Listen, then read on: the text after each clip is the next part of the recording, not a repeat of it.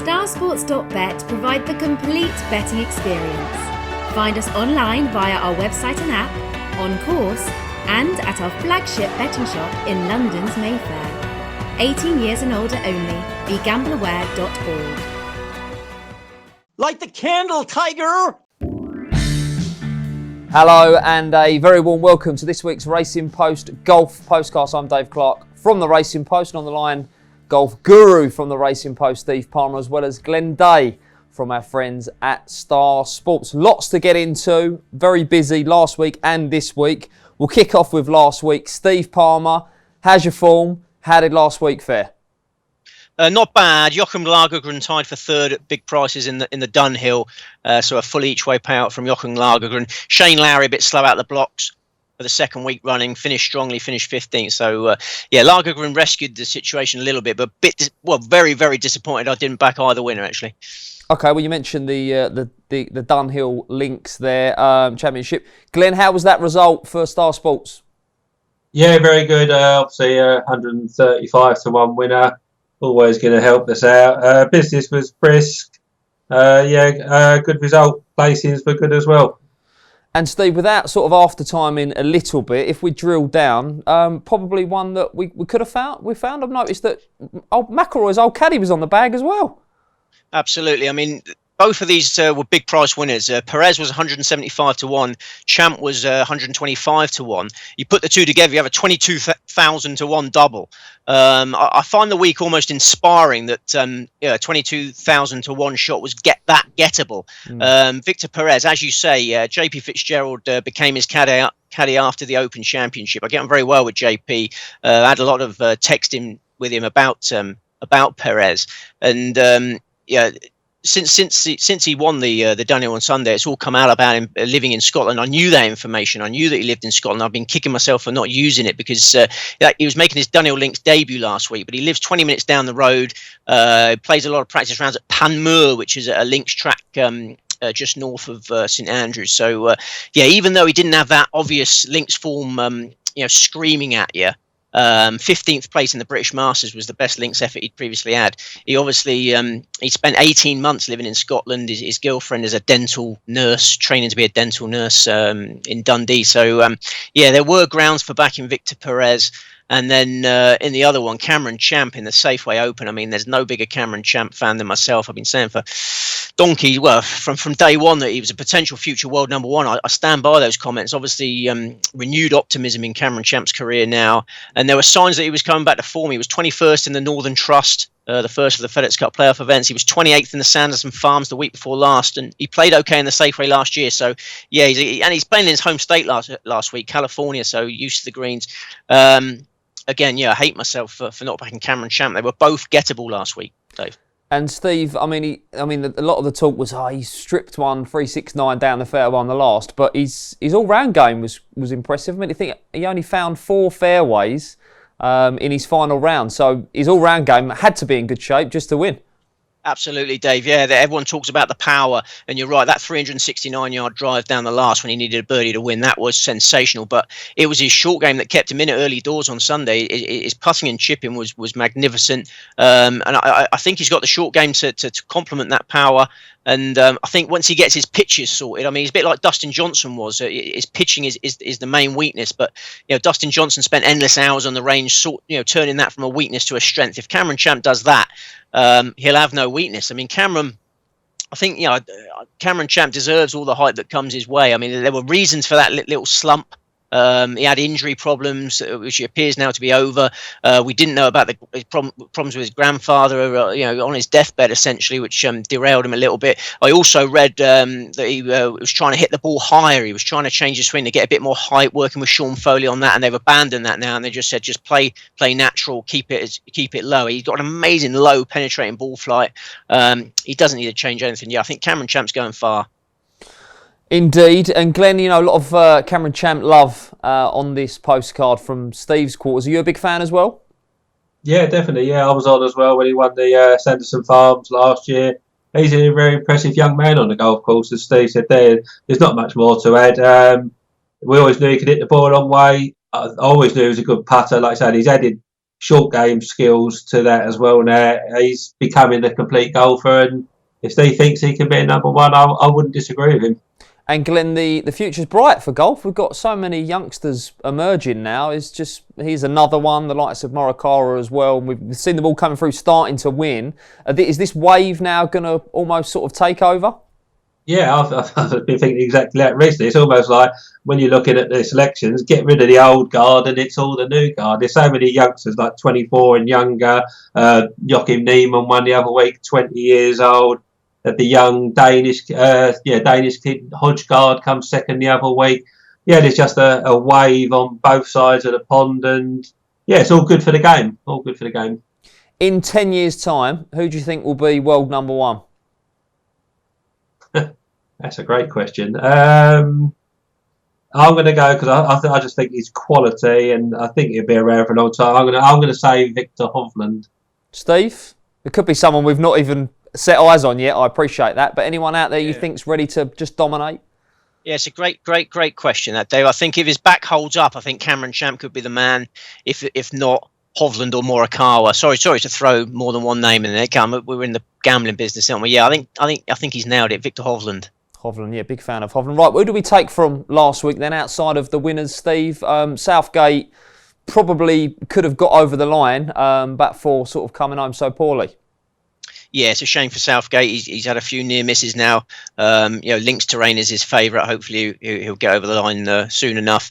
But Victor Perez, I mean, I've got so much time for him. He's got such a solid long game. He found over 90% of greens in regulation last week.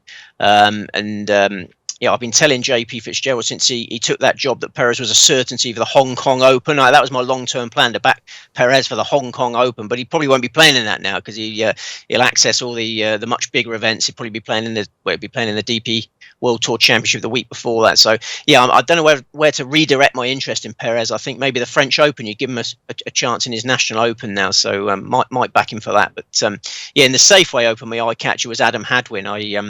He's made a really strong start to the season. They're 10 under par for the weekend, topped the greens and regulation stats. So I think Hadwin will play extremely well again this week, actually. Glenn, anyone catch the eye in either tournament?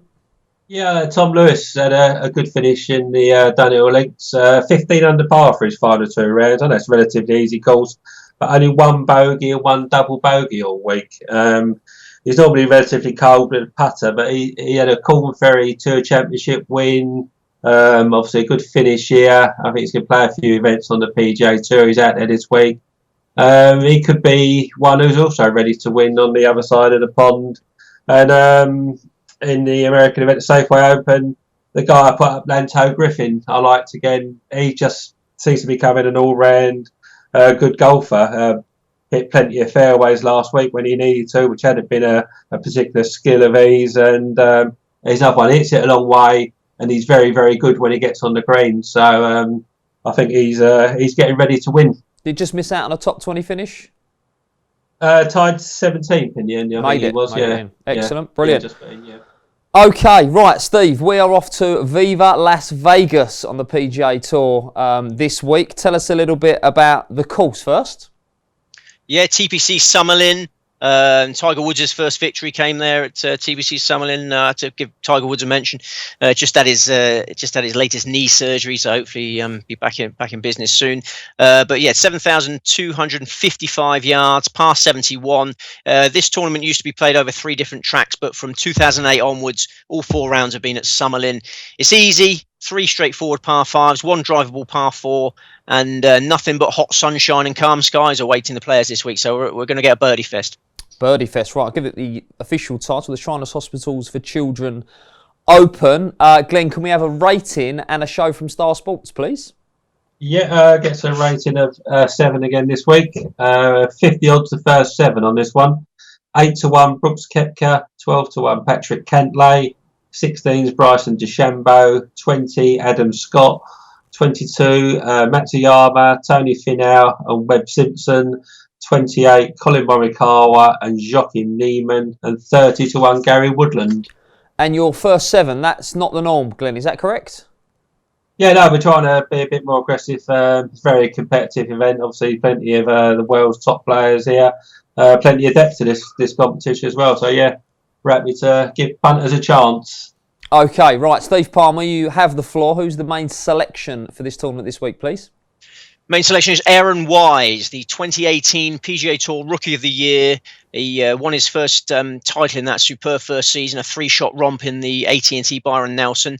And then last season, although slightly disappointing given that barnstorming start to tour life, he played well in the majors. His form figures in the majors were 17, 41, 35 and 41. He spent some time on major leaderboards. So, it wasn't an entirely a write-off season. I fancy this term he will get back to winning tournaments. He's blessed with enormous talent, Erin Wise. And he shook the rust out of his system in the Sanderson Farms, finished 39th in the Sanderson Farms. So he's got a spin under his belt already this season. And crucially, he lives in Las Vegas. This is a home gig for Erin Wise. He knows Summerlin extremely well. He's played in 3 Shriners Opens previously, and his finishes were 10th, 32nd, and 15th. I made Erin Wise one of the most likely contenders this week, and yet he opened up at 80-1, which I thought was a mouth-watering price. Glenn, what price is Erin Wise with Star Sports before we get your main selection this week? Oh, that's a good question. Just for 1 second. Erin Wise, we have got... That's a good sign. If you're scrolling down, that's a good sign. 75-1. 75-1, Steve's pick with Star Sports. And who's your main selection this week, Glenn? I'm duplicating last week, so I'm going to go with Lando Griffin again, as I alluded to there. Played really well at the weekend. I'm going to repeat some of what I said last week, but he had a go on the tour 2 seasons ago, limited success.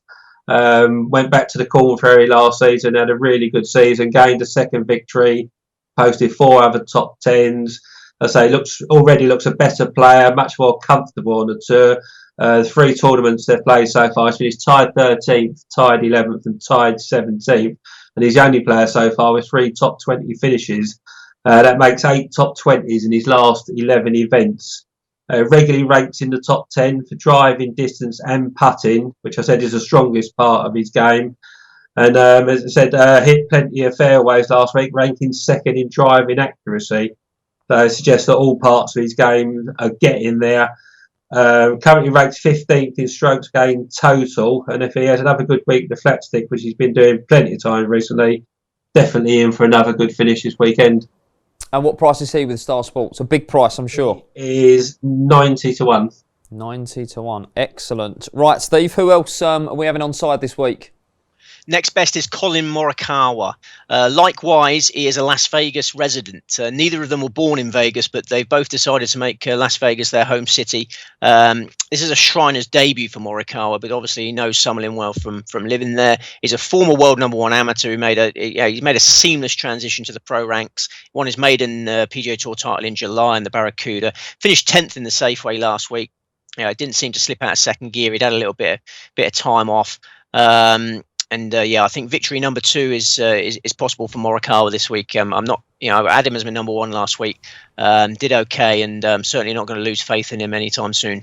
Go on, who else we got in the squad? We'll keep going. We've got five against the field in the Shriners. Yep. Yocum Neiman, super talented 20-year-old Chilean, won his maiden PGA Tour title by 6 shots last month. I don't think he's getting enough credit for that. I mean, in the last 95 years, Seve Ballesteros and Rory McIlroy are the only other non-Americans to win on the PGA Tour before their 21st birthday. So what Neiman's done is pretty incredible. I think he go from strength to strength now. He was world #1 amateur for 44 weeks. I mean, Yocum Neiman always destined to become a superstar. He's now making merry as a pro, and he finished 10th in the Shriners last year on his debut. Much more confident now. The final 2, the aforementioned Adam Hadwin, who topped the greens and regulation stats last week, runner-up to Cameron Champ. Hadwin closed with 3 birdies on Sunday. He won't have left California beating himself up. That was a good effort to topple Champ. And he loves desert golf. He fired a 59 at La Quinta in the Californian desert in 2017. Finished runner-up in the Career Builder Challenge. His form figures in that event are 2-3-2. His Shriners record is okay. His close season practice base is TPC Scottsdale in Arizona. So adores desert golf. He'll love the setup this week. I think Hadwin will be in the mix for the second week running. And then the final one at much bigger prices, Peter Uihlein. Opened at 150-1, massive price about a player who held a share of the lead in this event going into the final round last year. He dropped away. Bryson DeChambeau took control, but this course suits Peter Uihlein. He's had a couple of decent warm-ups already this season. He was 36 in the Greenbrier, 23rd in the Sanderson Farms. So I think he'll contend in Vegas again. I mean, this is a former world #1 amateur, Peter Uihlein. He was destined for greatness. He's won on the European Tour. He's won on the Web.com Tour. I think he's definitely good enough to win on the PGA Tour. I mean, Peter Uihlein used to be best mates with Brooks Koepka, who's also in the field this week. They played together on the Challenge Tour. And in those days, Uihlein was always considered the better player of the two. I was just about to say, Steve, he's a player that I've backed countless number of times at big prices and just miscut, blown up. But for those out there that don't know, he was the emerging star, the next big thing, wasn't he? Absolutely, yeah. He was best mates with Koepka, and Koepka used to revere Peter Uihlein as my mate, who's slightly better than me. Certainly, used to be a better putter than Koepka, and their careers are obviously taking different paths. But Uihlein's still only 30. He's still only 30, and I think he's still got time to fill his mantelpiece full of PGA Tour silverware. He's a big price. Just quickly before we move on to the rest of Glenn's selections, you've used the term there a couple of times. Desert golf. What's different about desert golf? Usually a little bit more room in the desert, a little bit more room. Tree line golf, not that many trees, and a bit more freedom to play, and sweltering temperatures. I mean, this week it's going to be 32 degrees as a low. Really, it's going to be really, really hot this week, and I love the fact that Adam Hadwin has got a particularly good bit of desert form. Just similar sort of tracks, Dave, and I can see Hadwin building on last week. Can be a bit more aggressive off the tee as well because it's wide open. Absolutely. And Hadwin was top of the GIR stats last week. He was up against, almost like Cameron Champ was just in a different world, wasn't he? Obviously inspired by winning for his granddad, and to come so close to toppling Champ and all the fans, because everyone wanted Champ to win. I thought Hadwin did a fantastic job last week and could get his reward this week. Okay, we'll move on to Glenn Day's squad from Star Sports. Just quickly, Glenn, Steve's first two that he's mentioned there, Erin Wise and Colin Morikawa, both based in Las Vegas. As a layer, when you're compiling your book, is that a factor? Do you look at where players live, what the local track is, that obviously have local knowledge? Is that factored in for you? Yeah, so look, I don't take too much from it. It can help. It's certainly not going to be a hindrance, but I don't think it makes a massive difference, and certainly not on tracks like this one, personally. Okay, well, they can enjoy home comforts anyway. Right, we've got Lando Griffin in the book. Who else? Yeah, I've got 5 more, Dave, so I'll keep them very short. Second one, Denny McCarthy, 2018 Corn Ferry Tour Championship winner. Another who's a very good putter, which I think will be a key asset this week. Regularly ranks very highly in that category. Currently 7th in strokes gained putting. Finished in the top 14, 7 of his last 9 events, 31st and 18th in his last 2. 9th in driving accuracy and 5th in greens in regulation last week. And another where all parts of his game are coming together. Played here last year, finished tied 15th in his first season on tour. So much more comfortable now, and I think he's ready definitely to start performing much better and put himself on the leaderboards. Third in is Dylan Fratelli, a guy Steve mentioned last week as someone to watch. 2-time European Tour winner, gained his first PGA Tour win last season in John Deere Classic, which was his only top 10 of the season, surprisingly enough.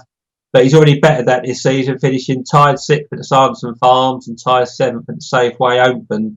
He's an accomplished all-round player and is now very comfortable on the PGA Tour and currently ranked 2nd strokes gained tee to green, 2nd strokes gained approaching the green, and 5th in strokes gained total. And another good week beckons for the South African. Next one, Roger Sloan, Web.com Tour winner 5 years ago. I've noticed him regularly up the leaderboard, and he's been in the top 20, lots of top 20 finishes since June. Best performances, tied 10th in the John Deere Classic, tied 7th in the Barracuda, and last week tied 13th at the Safeway Open. Twice recently ranked in the top 10 in putting. Miscut here last year, not a deterrent, as plenty of players have won here, having done that the previous season.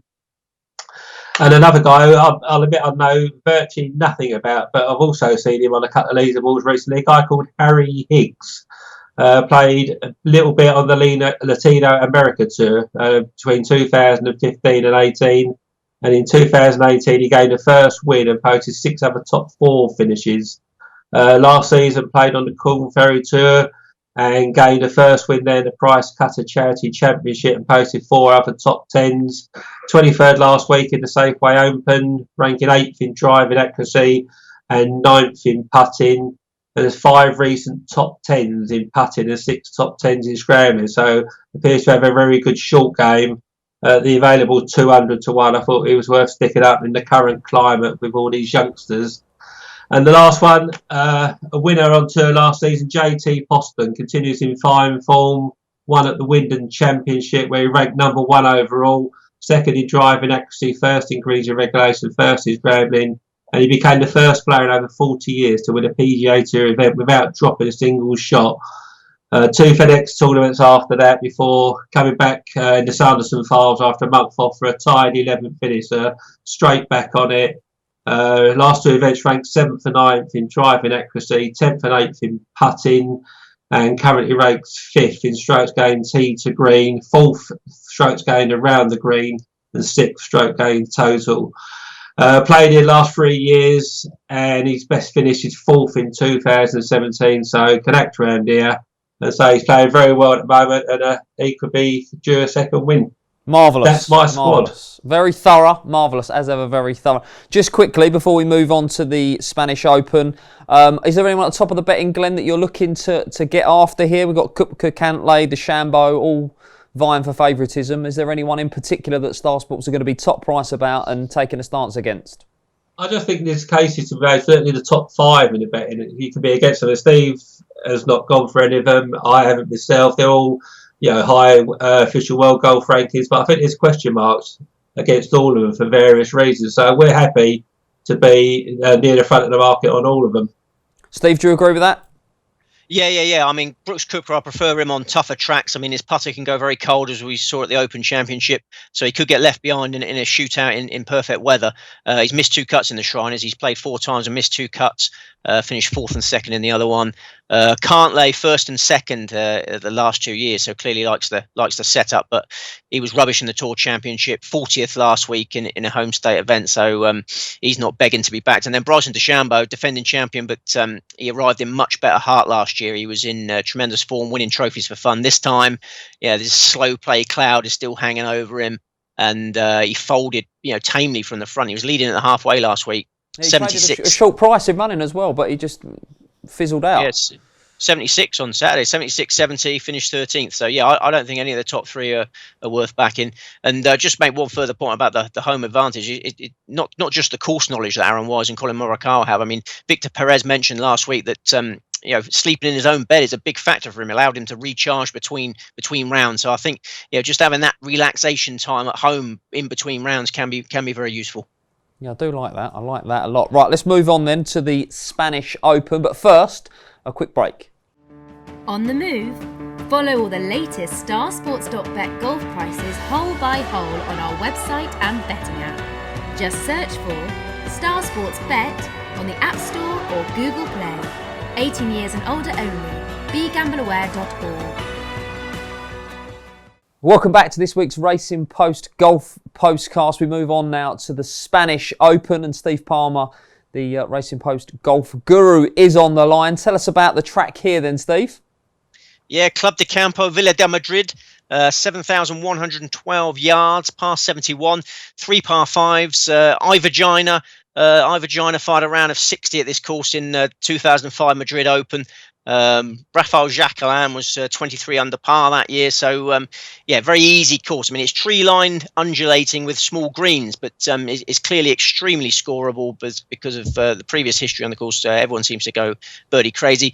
Sunny, calm weather forecast. In both events this week, the weather forecasts are just perfect. Just unbroken sunshine, no wind at all in either event. So both of them this week are massive birdie fests. Marvellous. And one attribute here that stands out, anything else, Steve? What would it be? It'll be a hot putter because in these low-scoring events, anyone that's not carrying a warm flat stick will be left behind. So I think the winning score could be 20 under par, around the 20 under par mark. Okay, Glenn Day from Star Sports on the line. Give us a rating first, Glenn, and then a betting show, I'm sure, dominated by the Spaniards. Indeed, yes. Very lowly 3 for this one, Dave. 3? Yeah. Quarter, the first 5 only on this one, I'm afraid. 3-1, John Rahm. 5-1, Sergio Garcia. 11-1, Rafael Cabrera-Bello. 16s, Andrea Pavan and Hao Tong Lee. 28, Adri Arnaus. 40, Ross Fisher. 45, Callum Shinkwin and Pablo Larrazabal. And 50 and upwards the others. Now 3, Glenn, because a field lacking in depth, is that why? Yeah, definitely. Obviously, the front 2 are quality. There's a couple of guys just below them. Pavan, we've mentioned quite a lot on this postcast in the last few weeks. But he's generally a 50, 66-1 poker, and he finds himself 4th in at 16. So, as much as I like him, it suggests there's not a lot of quality in there. But once you get to the 66-1 and aboves, you know, you're really struggling. So, yeah, I think the front will dominate. Okay, Steve. Right, Rahm, Garcia, Bello taking a lump out of the market here. Are you with any of those guys as your main pick this week, or are we looking for a bit of value elsewhere? I got 4 selections. You've not mentioned any of them. Brilliant. One at a reasonably short price, and then 3 outsiders. Fire away with the best bet then. So the best bet is Hao Tong Lee, who I've got an enormous amount of faith in. He's only just turned 24. He's still improving. He's a 2-time European Tour champion. Both of his victories came in really low-scoring events, which I'm pretty sure this week's will be. He's one of the best putters in the world, so he's capable of shooting the lights out. And he carded a 3rd round 64 in the Dunhill last week, which signalled a return to form. He finished 23rd in that, 11 under par for the weekend at St Andrews. So it looks to me like Lee has rediscovered his A game. In time to upset those 3 Spaniards who dominate the market. Okay, right. Well, Glenn, we'll go to you for your main pick as well, please. Yeah, I'm going to go for Sergio Garcia. I'll say lacking in depth. It's pretty much a toss-up between the 2, but I think at 6-1, he's almost a bet to nothing. He has played the course 3 times in the past, fairly irrelevant. 49th in the Spanish Open in 96. 25th in the Tour of Espana Masters in 2000, did finish 6th in the Madrid Open in 2003. But he has plenty of Spanish form to go on, and he absolutely loves playing on home soil. I said I wouldn't read this out, and I just analysed it. I got to. It's so impressive. Since 2000, Garcia's form in Spain is 16-1-7, 19-6-7-1, 2-2-2-2-2, 16-34, 1-4, 17, 4, 9, 2 missed cuts, 10, 1, 1, 5, 12, 38, 22, 3, 1, 1, 7. 32 events, 7 wins, 5 seconds, 22 top 10. He absolutely loves playing on home soil. Mid-season dip in form this year, miscut, 52nd miscut. Rocked up in the Andalusia Masters on home soil again, finished 7th, just to prove the point. Won last time out at the KL Open, where he ranked number 1 overall to gain his 16th European Tour success. Had the last 2 weeks off, missed Wentworth, which he usually does, and the Dunhill Links. So arrives here fresh and in form, and expect another great week for Sergio in Spain. Where does he live, Glenn? Does he live in Spain, do you know? I'd imagine he's got a place in Spain, but I think he's in America. I don't know for certain. I've looked that bit up. But he just loves putting his feet on the Spanish soil. Right, there you go. It's all them home comforts. See, there we go. Right, Steve, who's next in for you? Next best is Nacho Elvira. He duelled with John Rahm in this event last season, eventually yielding with when he found water at the 17th hole on the Sunday. But so he's still awaiting his European Tour breakthrough. But he clearly loves performing in his Spanish homeland. He won a Challenge Tour event by 4 shots in Madrid in 2015. So he's a Madrid man through and through. He's playing in his home city this week, and he's won 4 times on the Challenge Tour. So I haven't really got any doubts about his winning ability, and he's just been really unlucky on the European Tour. He's a 3-time runner-up. So yeah, I think Nacho Elvira has the potential to go 1 better than last year. Okay, and who else? How many we got this week for the European Tour? I've got 4 against the field. Actually, Elvira ended up finishing 3rd after that double bogey. But I think Elvira's going to be in the mix again. Then I've got 2 more massive prices. Alvaro Quiros. I know he's one of your favourites, Dave. Yeah, he's a monster off the tee. He's a beast, and you probably have noticed he's made 4 cuts in a row for the first time in more than 4 years. I mean, the comeback's on. The comeback's on. He'd never before made the cut in the Dunhill Links. He had a terrible record in the Dunhill Links, but he made the cut last week. And that's 4 cuts in a row. Which for a player like him, he's brilliant, but he's erratic, isn't he? But he seems to be finding a little bit of consistency now. And on his last visit back to Spain, he finished in a tie for 2nd place in the Andalusia Masters at Valderrama, and an amazing performance on a course that doesn't suit him. And that is one of 3 top 3s that he's posted on the European Tour this year, Quiros. So Quiros is coming back to his best. He deserves some respect. He's a 7-time European Tour champion. He's had a few injury problems, but the signs are positive for Quiros, and he's won the Spanish Open before. 2010, he won the Spanish Open in Seville. So Yocum Neiman main bet, Nacho Elvira next best, Alvaro Quiros at a big price, and then an even bigger price. My final selection is Christopher Reiten, a Norwegian. I mean, Victor Hovland, we're talking about Victor Hovland as a future world number 1. He's been getting all the attention, but Reiten is another promising Norwegian. He's very good mates with Hovland. He competed well with Hovland coming up through the ranks. Beat him on a few occasions, and then Reiten got his European Tour card at Q School at the end of last year. And Q School finals were played in Spain, and Reiten's not played in hardly any events. He's really new to professional golf. But he's quickly built a good little record in Spanish events. He's had a couple of top 3s in the Medita Masters in the Nordic Golf League. He finished 23rd in that Andalusia Masters that Quiros finished 2nd in June. So Reiten, he's very inconsistent. He's only 21, but he's full of talent, and I think that record in Spain and got me over the line with him. I think it's worth taking a chance on, because this course is easy. Everyone's going to be making birdies, and Reiten's a very attacking player. I think it could all come good for him this week. Steve, what do you predict the winning score to be this week? Yeah, I think it'd be around the 20 under mark. I mean, Rafael Jacquelin hit 23 under par in 2005. Ivor Gina, one of my favourite players, Ivor Gina. Yeah, that was an 11 under par 60 that he fired there. Really opened himself up. So I've got designs on a 20 under par winning score. And, I like attacking players with a hot flat stick. The 4 players I've selected are real swashbuckling types who can come unstuck on, when there's a bit of wind about and conditions are tricky. But these 4, very aggressive, can attack from the get-go and get to that total. You're not going to get to that total just plodding around this week.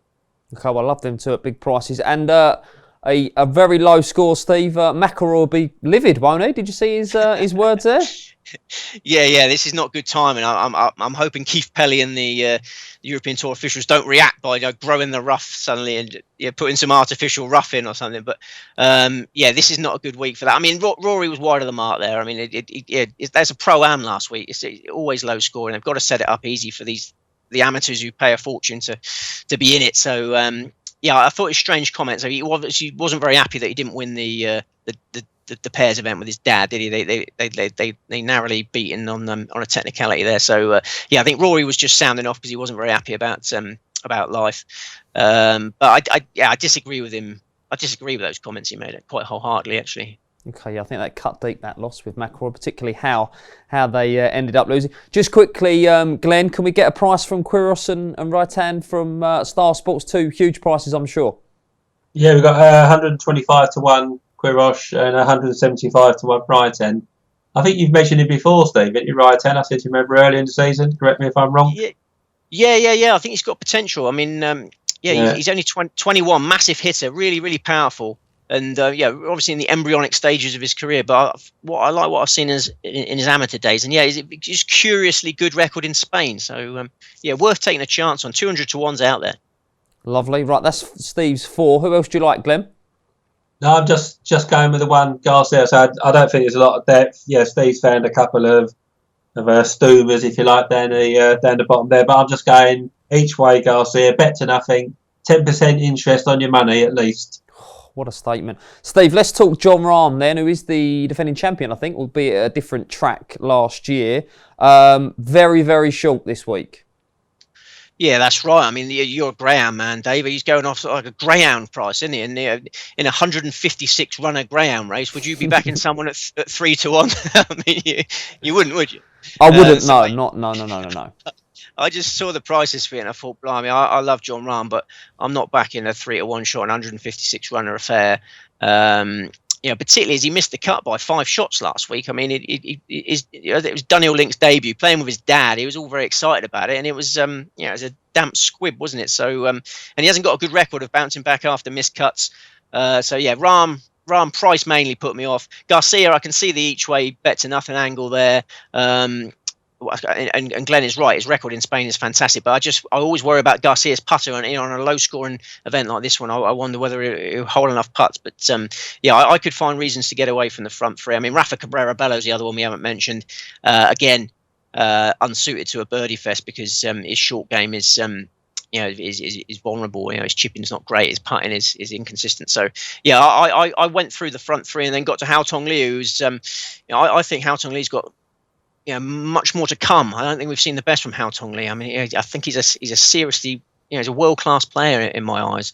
Finished third in the Open in 2017. I think there's more to come from Hao Tong. I think this is a great opportunity to use that flat stick class to out birdie the Spaniards at the top of the betting.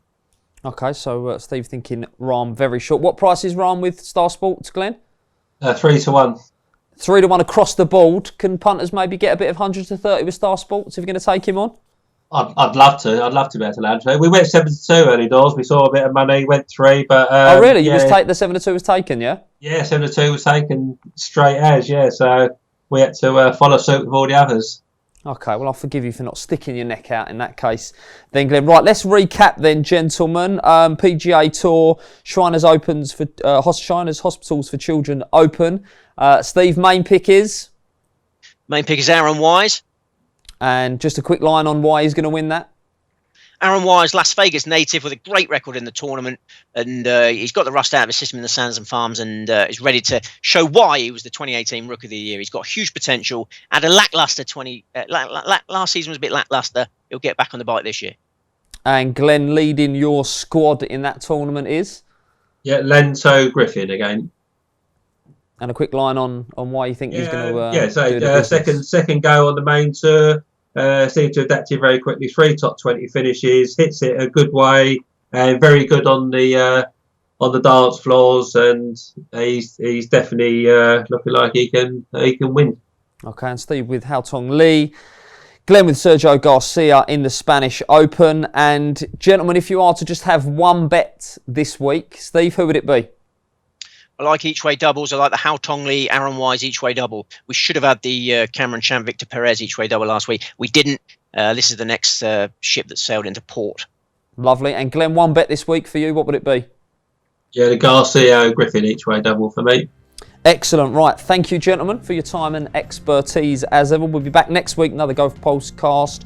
Look forward to the Houston Open and the Italian Open. So a nice continental feel once again next week. Thank you for watching and thanks for listening.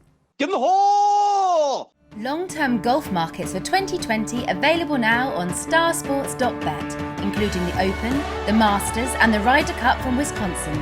18 years and older only. BeGambleAware.org.